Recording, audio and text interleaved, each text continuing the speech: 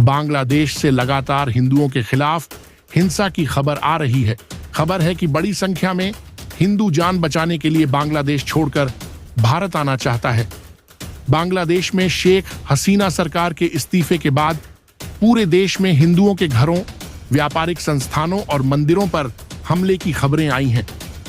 The Indian express की एक report में बांग्लादेश हिंदू बुद्ध ईसाई यूनिटी काउंसिल के हवाले से बताया गया है कि देश के 64 में से 42 जिलों में हिंसा फैल गई है। इस हफ्ते हुई झड़पों में एक स्कूल शिक्षक की मौत हो गई, जबकि 45 अन्य घायल हो गए। आपको बता दें कि बांग्लादेश की 170 मिलियन जनसंख्या में से करीब 8% हिंदुओं की है। बांग्लादेश में हिंदू आमतौर पर शेख हसीना की पार्टी आवामी लीग के लिए वोट करते रहे हैं। आवामी लीग को बांग्लादेश में कट्टरपंथी इस्लामिक पार्टियों के मुकाबले सेक्युलर पार्टी माना जाता है। अब क्योंकि शेख हसीना इस समय भारत में है, ऐसे में दोनों देशों के बीच टेंशन बढ़ गई है।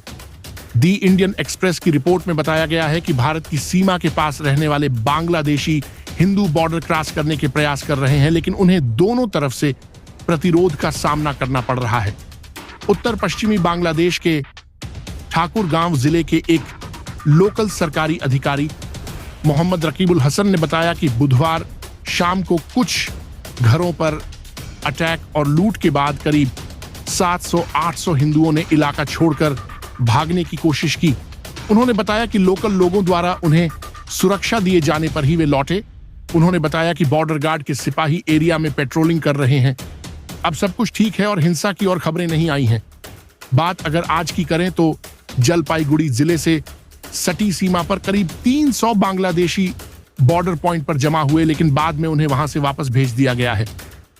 सीमा पर भारतीय जवान भी लगातार हालात मॉनिटर कर रहे हैं। ढाका से करीब 1 घंटे की दूरी पर नरसिंगड़ी एरिया में एक हिंदू सुनार ने नाम न छापने की शर्त पर बताया कि उनसे 2 बांग्लादेशी युवाओं ने 10 लाख टका प्रोटेक्शन मनी के तौर पर मांगे और वो तभी माने जब उन्हें 1 लाख टका दे दिए गए। इस हिंदू सुनार ने हमले के डर से अपना नाम नहीं बताया। गुरुवार को बांग्लादेश लौटे नोबेल शांति पुरस्कार विजेता मोहम्मद यूनुस ने कहा कि अल्पसंख्यकों पर हमले साजिश का हिस्सा हो सकते हैं। उन्होंने यह तो नहीं बताया कि इस साजिश के पीछे कौन है, लेकिन उन्होंने कहा कि उनका काम सभी की सुरक्षा करना है। उन्होंने कहा कि अगर आपको मुझ पर भरोसा है तो कृपया यह तय करिए कि देश में किसी पर भी हमला ना हो। उन्होंने कहा, अगर आप इस मसले पर मुझे नहीं सुन सकते तो मेरे यहां होने का कोई फायदा नहीं।